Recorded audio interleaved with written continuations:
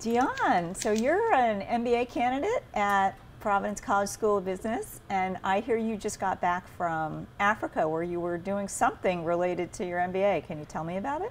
Yes, I'm working on my thesis on the use of mobile money transfers, mobile payments amongst micro entrepreneurs in Kenya and Tanzania.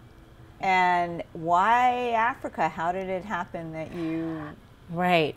We started looking at how mobile phones are just exploding in Africa. Like, they don't have a lot of landlines, but many people have mobile phones.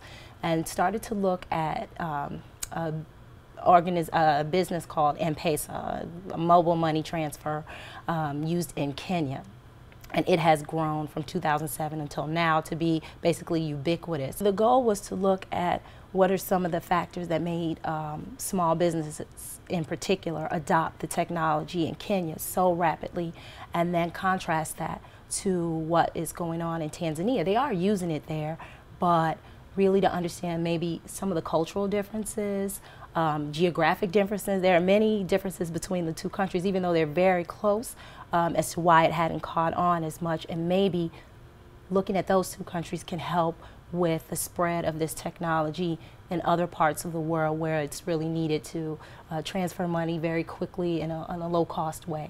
Well, we have funds to support research that is done collaboratively between students and faculty, and so Professor Horn put together a proposal because I gather you're now on the hook to write up the results of your research in collaboration with your professors? Exactly. So I started off this past fall and summer writing the literature review, and now I'm going to work with Professor Horn and Professor Mark DeFanti to actually look at the results and put together the rest of my thesis. So I have a lot of work to do, but I'm excited. What was the most surprising thing when you got off the plane in Kenya? You were there for some time. What was the most surprising thing about your time in Africa?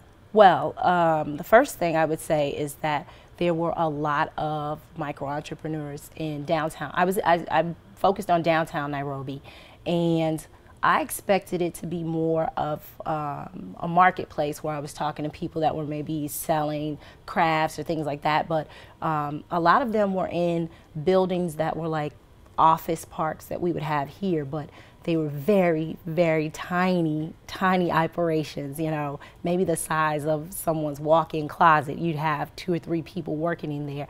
But, these were established, these were formal businesses, they had licenses, so that was one.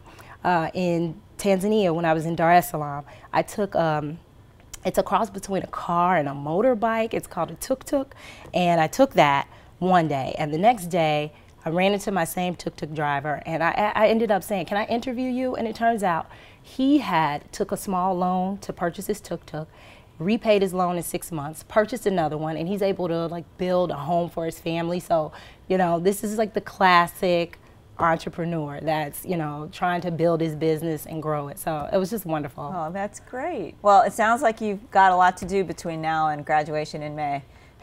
So good luck to you. Thank you. Thanks for chatting.